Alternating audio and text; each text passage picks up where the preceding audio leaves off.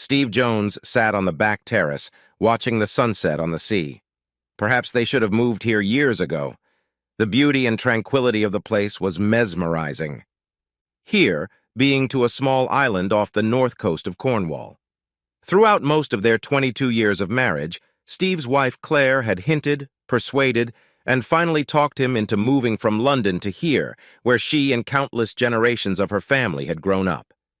Improved communications and technology, and finally the COVID, allowed him to do enough work from home to make it viable and to limit his trips to the capital to once a month. Claire, on the other hand, while living in London, returned to the island regularly to visit family and friends, and most importantly, to see her mother. They had bought a house from Claire's cousin 2 years ago, but only moved in 6 months ago. In the meantime, Claire had spent her visits renovating it, using it as a base once the major construction work was completed. The house overlooked the bay to the west and had a spectacular sunset, which Steve admired while sipping a cool beer.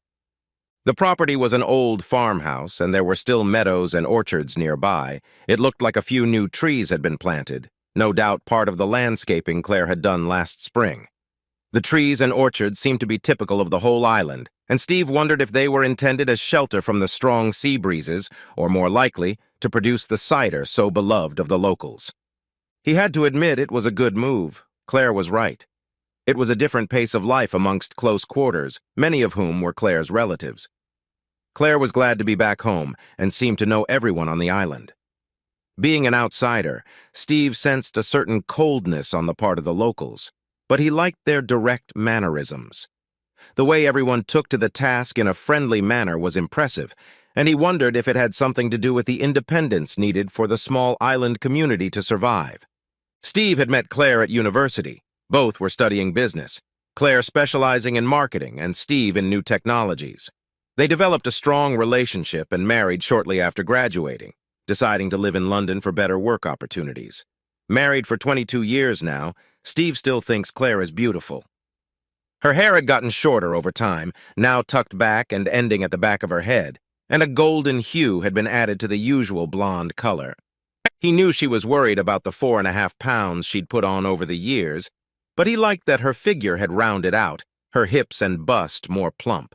Her eyes remained unchanged, gray-blue with yellow speckles in the iris. Unlike Steve, she never looked disheveled or dapper in sweatpants, maintaining a classic look. He had never seen his wife so happy, involved in island life and constantly involved in one committee or another. Her current project involved organizing a solstice festival. Their 2 daughters, Nicole and Michelle, were born just after the wedding, are now grown and off to study at Durham University. This was another factor that prompted Steve and Claire to make the move. Judging by their social media feeds, the girls were thoroughly enjoying university life. But Steve was sure they had time to do all the work they needed to do, although Nicole had a tendency to leave everything to the last minute. Steve was interested in the history of the island and enjoyed listening to old fishing stories in the local pub.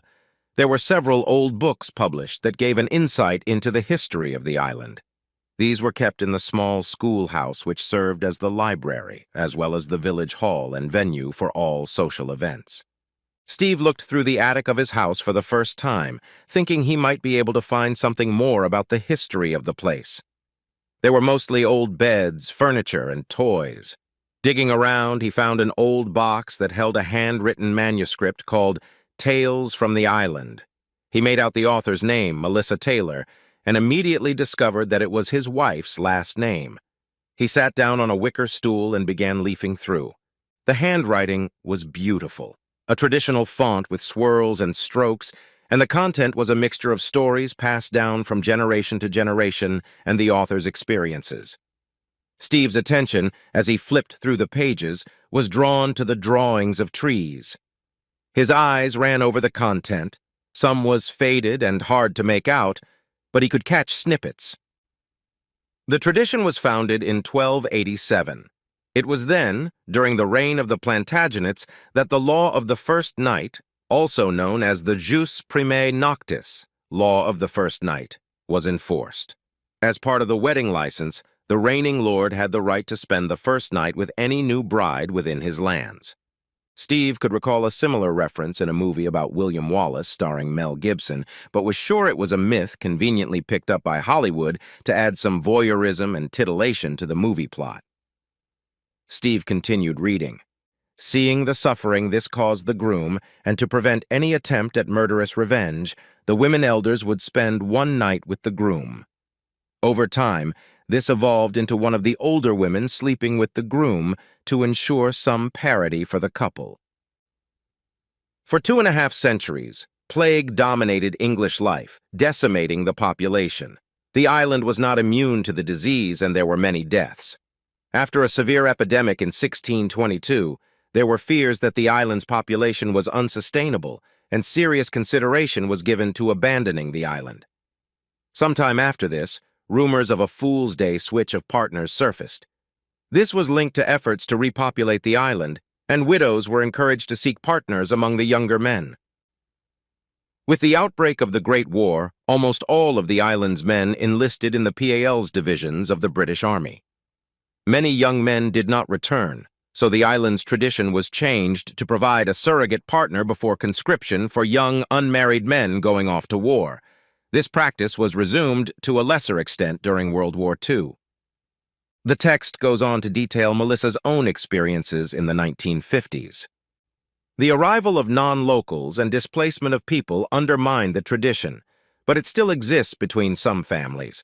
The elders insist that it is a tradition and that it has value. Married women who have raised children are offered surrogacy for a young man who has reached the age of 18. Men are relieved of all the worry and pressure of losing their virginity. They also receive guidance from an experienced woman and end up being better husbands in the future. Divorce is unheard of on the island. This tradition also reduced the chances of unwanted pregnancies during adolescence. For women, it was seen as part of community service with a hint of reward after years of hard work raising children. The tradition also reduced the impact of the empty nest and the likelihood of illicit relationships.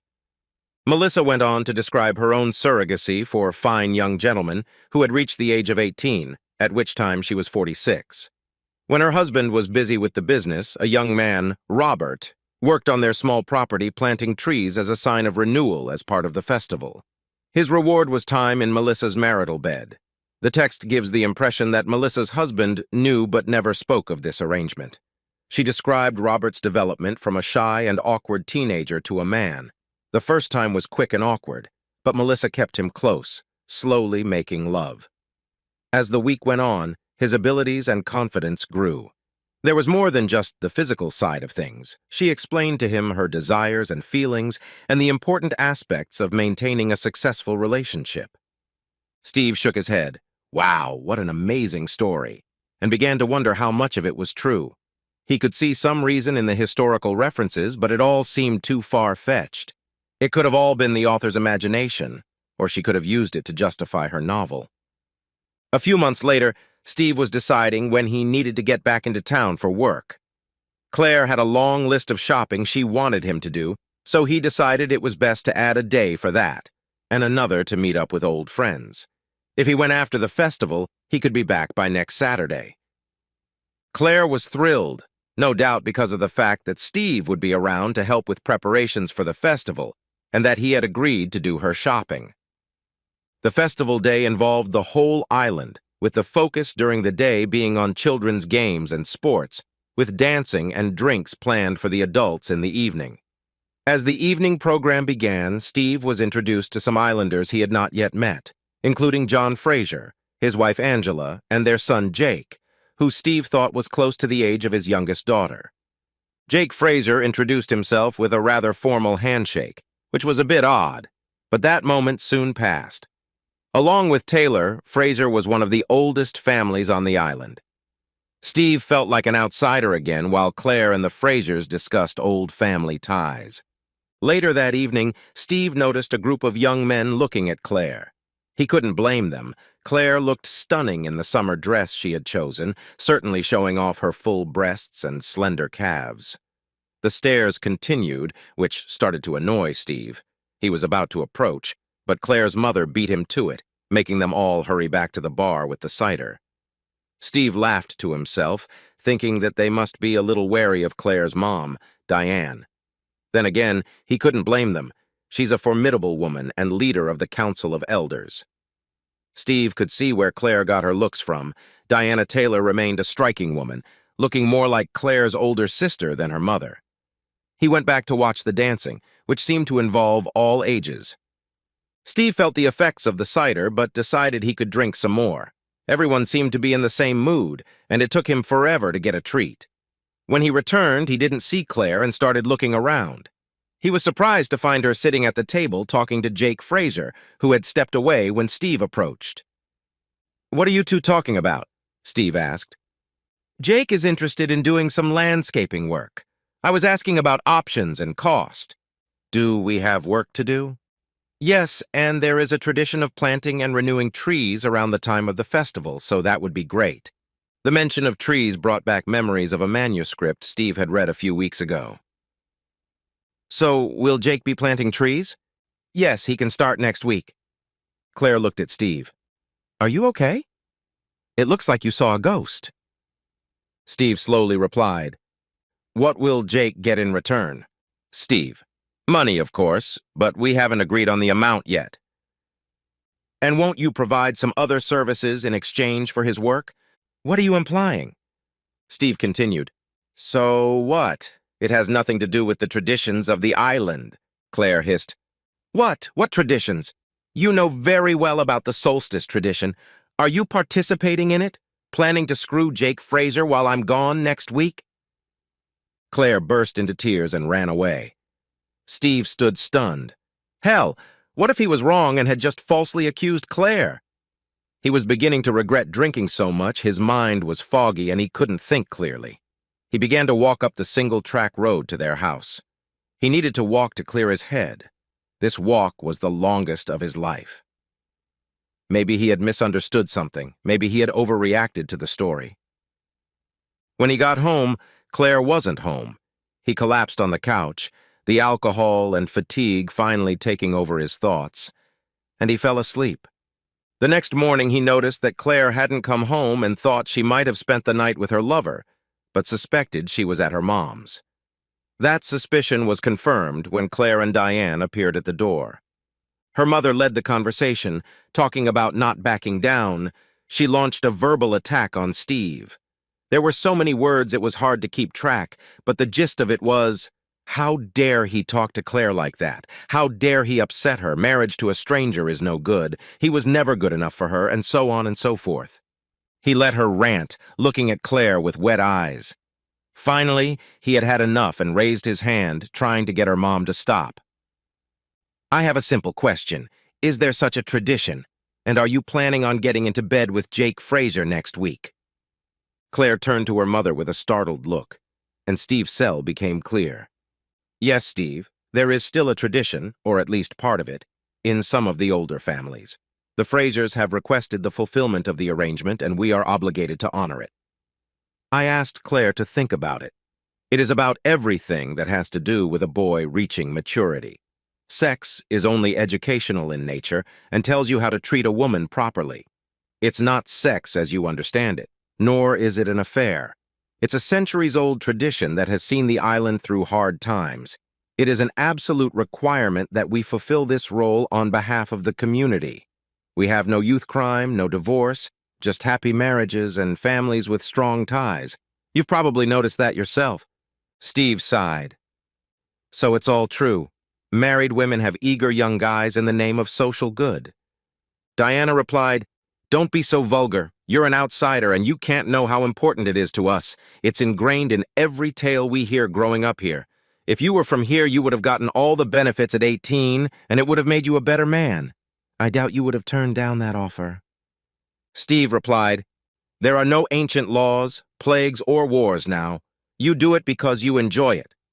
Tell me, Diane, how many times have you performed this role?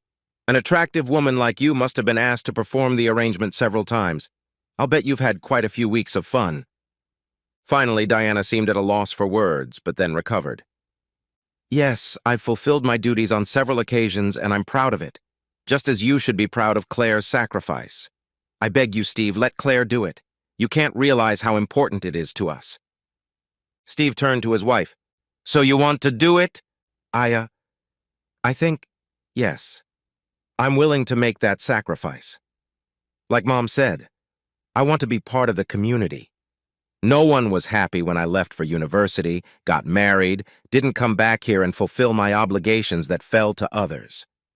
Steve replied, "So this is a sacrifice? It's not something you yourself aspire to? It seems strange, considering you were so happy I was going to London, you were so excited." Claire blushed, then continued, "I was just relieved that I could arrange it and ensure that it wouldn't affect you. And it won't. I'm absolutely sure of that. It's not going to affect our relationship.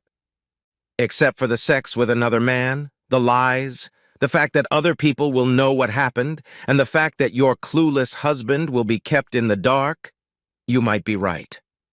Claire and Diane grumbled at Steve's sarcastic response. Then Diane spoke up. "Why don't we all give ourselves time to calm down and talk things through? All the cards are on the table now, as they should be, and nothing has happened yet." Claire stayed at their house, but they hardly spoke at all. Steve just couldn't understand why Claire felt like she wanted to go through with this. He'd expected her to just dismiss the idea, but she seemed obsessed with the island tradition, regardless of its cost in part of their relationship. Claire insisted that if everything was out in the open, everything would be better. She promised to be honest with Steve, even if it meant difficult conversations. Part of what surprised Steve was her absolute faith and assertion that such an agreement wouldn't affect their relationship. Diane returned on Wednesday while Claire was in the village, and he suspected that they had agreed a time between them. "Can we have a word, Steve?" Steve nodded towards the kitchen table and they sat down. "Firstly, I'd like to apologize. It shouldn't have happened, and it's my fault, not Claire's."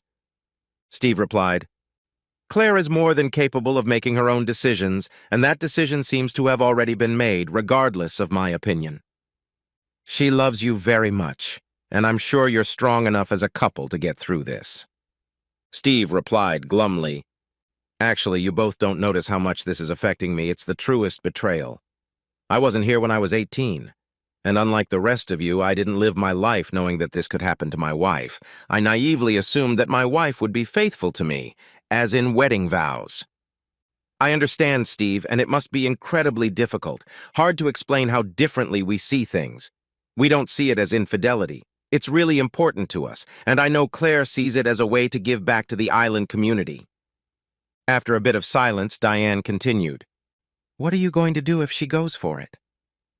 Steve sighed, not wanting to say the words, but said nonetheless, "I won't stand for it." Diana seemed to weigh the situation before she spoke. "What if there's a way to even things out? Maybe give you a chance to feel what you missed out on when you were 18. Steve must have looked as confused as he felt, Diane continued. "I spoke to the other two elders. We agreed that the elders would offer you an agreement similar to the one Claire is honoring." An epiphany finally flashed through Steve's mind. "Are you suggesting I have sex with Helen Brown or Moira Fraser?" Memories of meeting these two women flashed through Steve's mind. Helen was a widow from a young age. Steve assumed she was about his wife's age, with long black hair and deep brown eyes. She retained a trim figure and was certainly an attractive woman. Steve didn't know Moira Fraser that well, but he knew that she was happily married and related to the other Frasers. She is the principal of a small school. With mixed reddish-blonde curly hair, she has a more graceful figure, often showing off her ample cleavage. Steve broke away from his memories. "Yes, Steve, the elders are willing to offer this, and I hope it shows you how much this all means to us. We didn't just frivolously put Claire in this position." Despite the obvious temptation, Steve thought the whole proposal was absurd. "You're a striking woman, Diana, and an elder too. Aren't you on the menu too?" Diane hesitated, not sure if Steve was being serious. "If that's what it takes, Steve, then yes, I agree. I won't be the one responsible for the loss of centuries-old traditions." Steve shook his head, amazed at what Diana was willing to do. He had a horrible premonition of how he would try to explain this agreement to his father and the law. "You know, Diana, some traditions have outlived their usefulness, and that they should fade away is the right thing to do." Diane's smile faded. Our offer stands, Steve, and you won't be disappointed. I can guarantee it. Think carefully. When Steve retold the story to Claire, she seemed already aware of the elder's offer, but Diane's inclusion left her shocked, and she cried. I never thought she could think about it. It's all too much. I'm not doing this, Steve. All of this has to stop. Steve felt a wave of relief, finally acknowledging that this whole scenario was just plain weird. Thank God I can't tell you how relieved I am. I thought this was going to be the end of us. Claire cried and spent most of the night either apologizing or repeating how much she loved Steve. The situation remained awkward and unsure. Steve was still struggling with Claire's previous intentions, and her look that agreement was reasonable. On Friday, Diane returned, clearly furious at Claire's reconsideration, accusing Steve of being a manipulative bully and an outsider who could never understand her. Steve is tired of ranting. Why don't you be honest, Diane, and admit that this is just a way for you to bully your husband? Diane almost had a stroke. Okay, if you want to know the truth, we're having a great time. A fit young stud in our bed doing exactly what we say, and when we say it is a dream come true. We repeatedly give them everything, and everyone in the Fraser family is gifted as a horse. It's exhilarating, and they can't get enough of us. Can you believe that? Claire groaned. Jesus, Mom, shut up. You're ruining everything. Steve laughingly replied, Don't stop her. That's the most honest thing I've heard her say. Diane wanted to say something else, but Claire stopped her, telling her to leave and not to come back until she agreed with her decision. Steve saw Claire confront Diane for the first time and couldn't tell who was more shocked when Diane ran out of the house. Over the next few weeks, the situation remained complicated. Claire constantly apologized for even considering the arrangement and for asking Steve to accept it. She was bound to the tradition by her mom and didn't think about the consequences. Steve was faced with the dilemma of traveling to the city for work. He couldn't put it off any longer, but the thought of leaving Claire on the island horrified him. Claire sensed his anxiety and insisted on going with him, taking time off work. The rift with his mom became even greater. They didn't speak, and Claire never mentioned the tradition again. After much thought and worry, Steve decided that he needed to trust Claire and go on the trip alone. Claire tried again to convince Steve that she could go with him, but he knew that she was in the middle of working on a major marketing proposal and needed time to prepare. Claire promised daily calls and frequent contact. Steve set off for London. The ferry, cab, train, and subway had left him tired, and he collapsed on his hotel bed at 9 o'clock at night. He called Claire, she answered quickly, and they exchanged details of his trip and what had changed in the city during their long conversation. London was an endless stream of construction work. After the conversation, Steve fell asleep immediately, exhausted.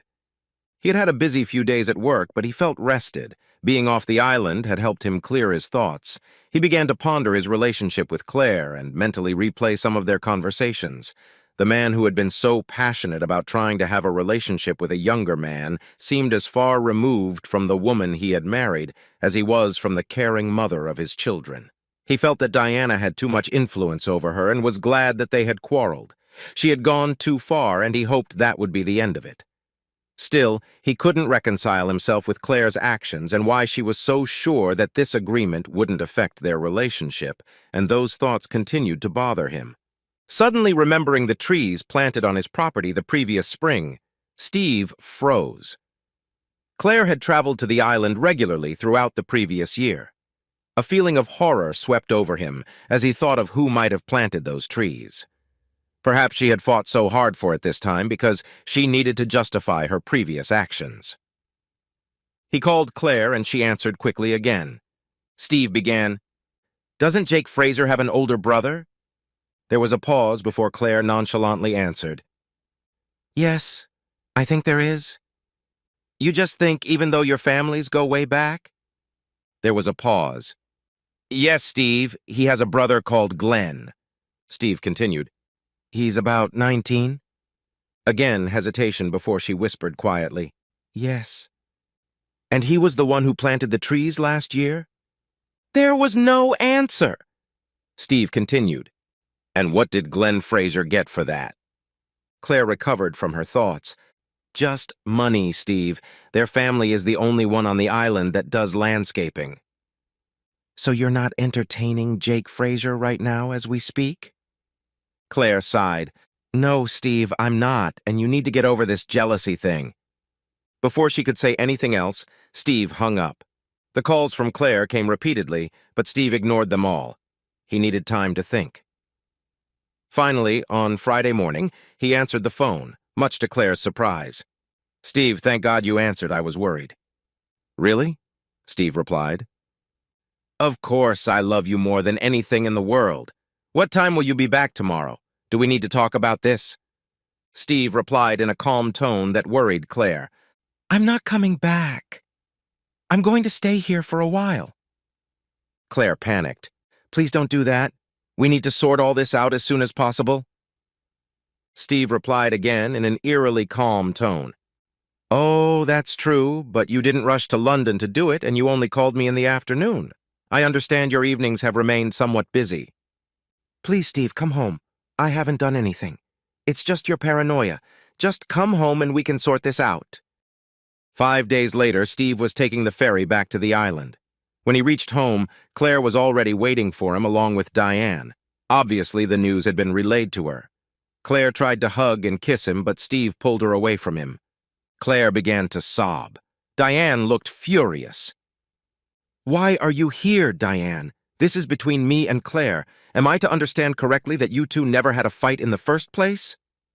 Before Diana could answer, Claire began to explain. We actually had a fight, but when you didn't come home, I needed someone, and you weren't here. Steve frowned. Right. It's hard to believe my mother-in-law would make up with someone if she didn't get her way. Given her efforts to reach an agreement, I doubt she'd back down. I suppose you never fought, and this was all a cover-up. Claire's eyes widened. This is getting out of hand, Steve.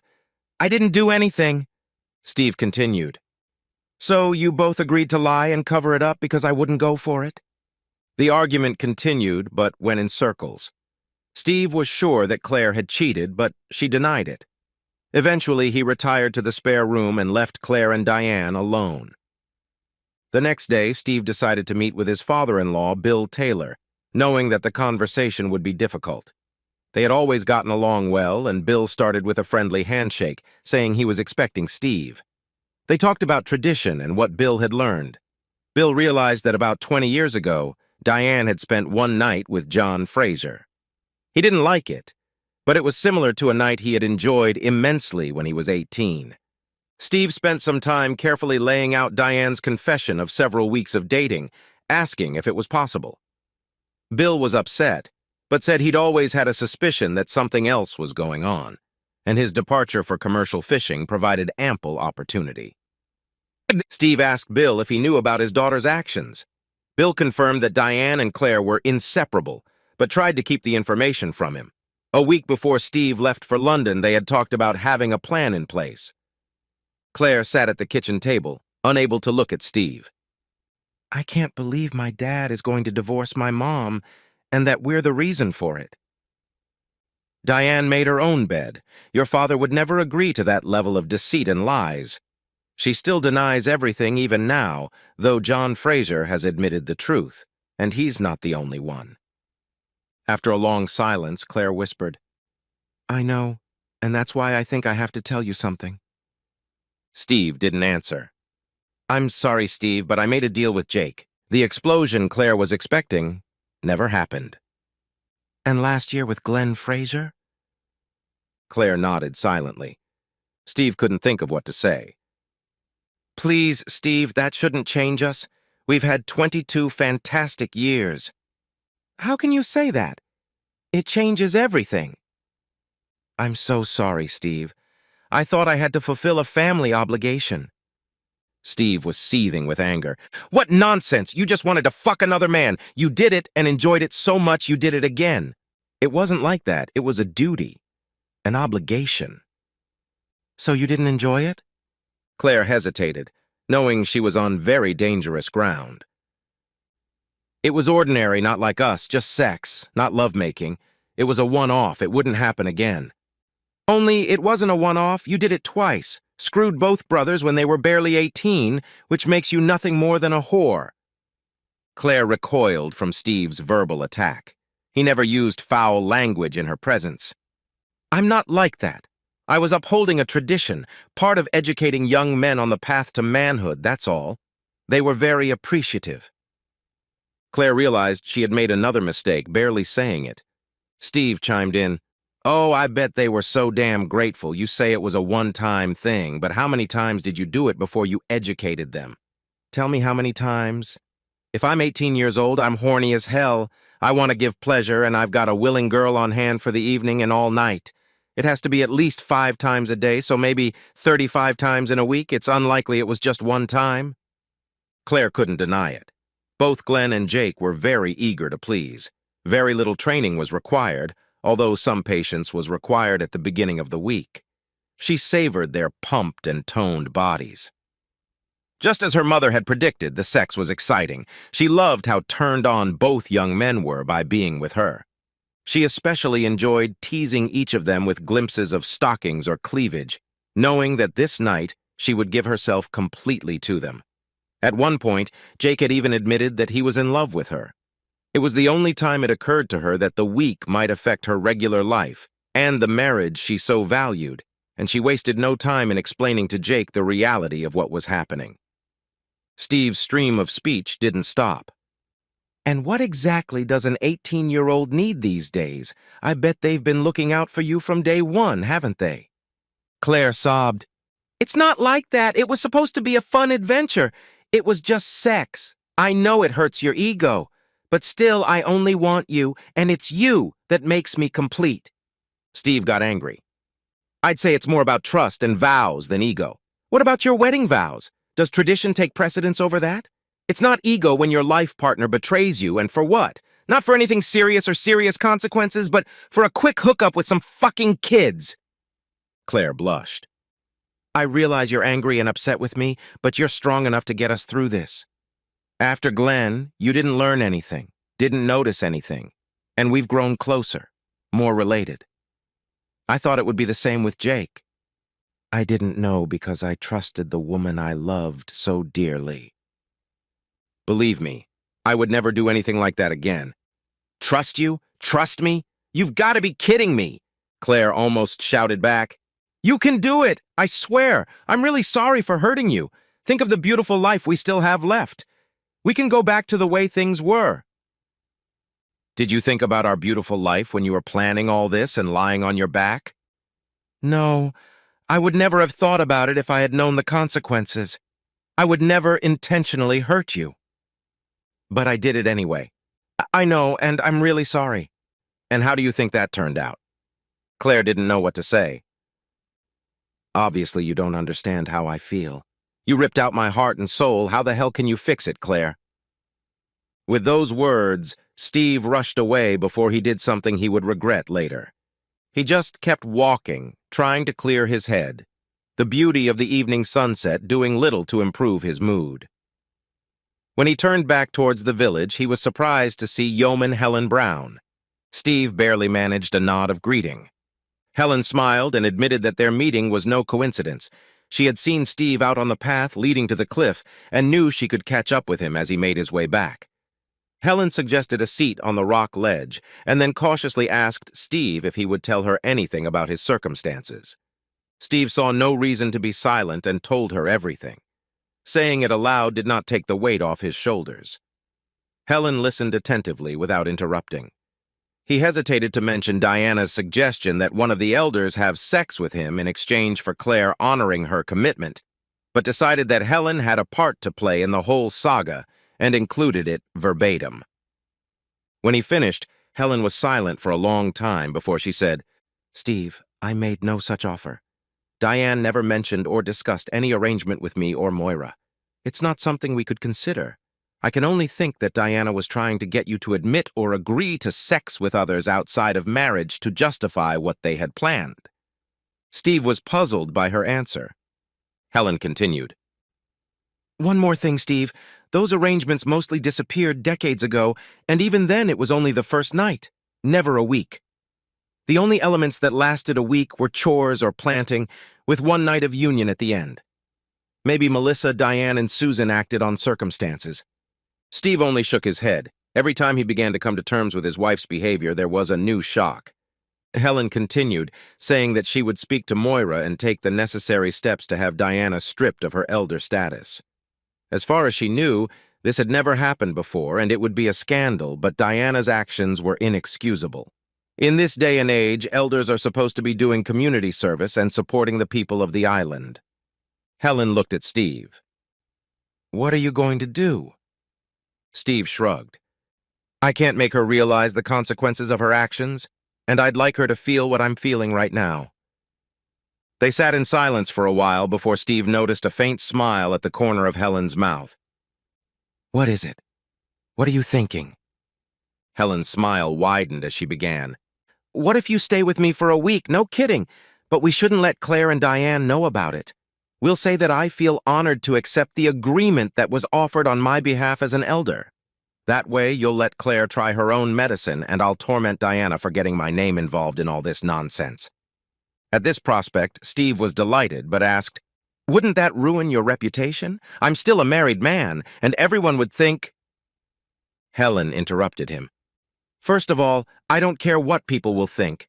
And secondly, sorry to say it, but almost the whole island already knows about your situation, Steve. The thought of everyone knowing was another blow, but it was replaced by a pleasant thought that Steve shared with Helen. No kidding, but I'd love to plant some trees for you. It would make Claire and Diane think twice." They laughed together and quickly got things settled. Steve went back to his house and quickly packed his things. All he explained to Claire was that, upon reflection, he had decided to accept her mother's kind offer of an island elder. And under the circumstances, a week with another woman would be more than reasonable. He left Claire sobbing and begging him not to. His stay with Helen was surprisingly comfortable. She proved to be great company and a wonderful cook. Steve spent time renovating the house and actually planted some trees in the backyard. They discussed Steve's situation. He hoped this week would give Claire some insight into how he was feeling. Until he saw a lot more that would convince him that Claire realized how wrong her actions had been, they had no chance of reconciliation. True to his word, he never slept with Helen, although they had come very close to doing so a couple of times, and it hadn't been for lack of desire. It wasn't long before Claire caught up with Helen in the village store and immediately began to berate her about her affair with her husband. Helen smiled sweetly. "Claire, dear, you of all people should know that it is not an affair. It is an arrangement, and it will not affect your marriage." Claire heard the echo of her own words, but continued. "You can't do that. He's my husband. In fact, I am honoring a proposal made by your own mother on my behalf. What was it? Me, Moira, or even your mom for a week? I think Steve made his choice, and I owe it to him to honor the tradition. It could have been worse. He could have chosen Diane. I promise to bring him back safe and sound, although he may be a little worn out." Claire gasped. You slut?" Helen calmly replied, "I would have thought that name more appropriate for one of us who slept with two 18-year-old boys behind her faithful husband's back." With those words, Helen promptly walked away, leaving Claire with her mouth hanging open and everyone in the village store staring at her. The next day, a furious and hysterical Claire made a dignified attempt to kick Helen's front door in until Steve opened it. "Please, Steve, I'm so sorry. Come home. I'm just doing what you did. Why are you so upset? Because, like you said, it shouldn't concern us." "I had no idea. It's just cruel. It's torturing me. I can't stop thinking about you with that bitch." Steve replied, "Yeah, sounds familiar. Welcome to my world," and quickly slammed the door shut. Back at his house, Steve returned the following week and was greeted by a much more subdued Claire. Claire began, "I can't believe you did this to me, but I can forgive you if you can. I understand how you feel about all of this." "You only think you do. You've still only experienced part of it, not the deceit and lies. Our whole time here is based on lies." Claire persisted. "We're still the same people, the same marriage. The same marriage that inspired you to jump into bed with other men, the marriage you destroyed, and I still can't understand why you did it. Am I really that annoying to you?" "It was never about you or boredom. If we can't go back, we can build something new. Let's look forward to all those retirement dreams, for the things we could have together, travel, grandchildren. We can still do all those things. We still love each other no matter what. It's not over, Steve. I will do anything to prove my love for you." Steve stayed in the house in the spare room, almost overcome with frightening thoughts of what the hell to do with his life if he left Claire. He couldn't decide what best described his prospects: failure or abyss. Staying was easier, and he still loved her. Given the consequences, he doubted Claire's actions would be repeated. The island was idyllic, and he'd dreamed of traveling, spent years planning options and sharing those dreams with Claire. Did he really want to give it all up? Claire pondered how it had come to this. It was all so confusing. When her mom had offered a settlement, she had rejected the offer, but Diana had continued to hit on her for months. Then she saw Glenn Fraser at a dance. He was very handsome and delightfully respectful. She danced with him several times at social evenings, and they got along well. Diana told her about her own arrangements and how exciting those were. She spoke of it as a guilt-free romantic adventure and never viewed it as an affair. It was just a tradition. Even so, she realized that Steve didn't see it that way, so she kept it all hidden. If he never found out, it wouldn't hurt him. The week with Glenn was fantastic. He planted trees during the day and spent his evenings in her bed. He was very nervous, but he was very charming and so eager to please. By the end of the week, he had become a very competent lover, combining his size and physicality with great patience and technique. Claire, on the other hand, excelled in her role as an educator. The week had filled her with confidence. She felt she had rediscovered her sexuality that had faded over many years of motherhood. Was it tradition or just illicit sex, as Steve had suggested? She had to admit it was both, but didn't she deserve a little pleasure after spending 22 years raising children and being a good wife? She was sure it hadn't hurt her relationship with Steve. Things had never been better. She loved him more than ever, and after that week they had made love more often. Jake was even more beautiful, and she couldn't escape the excitement at the thought of taking him into her bed. Steve had always been smart and revealed tradition, and Aunt Melissa's memoirs be damned for giving it all away. Claire and her mother tried to convince Steve to go along with it, but he wouldn't go for it. On reflection, her decision to go behind his back was the worst decision she had ever made. However, she was sure that when the pain subsided, she could get Steve back. She would just need to remind him of how good they were together and of their future aspirations. He would also want to stay together because of their daughters and future grandchildren, and that angle could help her case. To Steve's surprise, their daughters arrived on the island 2 days later. Nicole wasted no time in criticizing Steve for his horrible behavior toward her mother, pointing out that the idea of separation was ridiculous.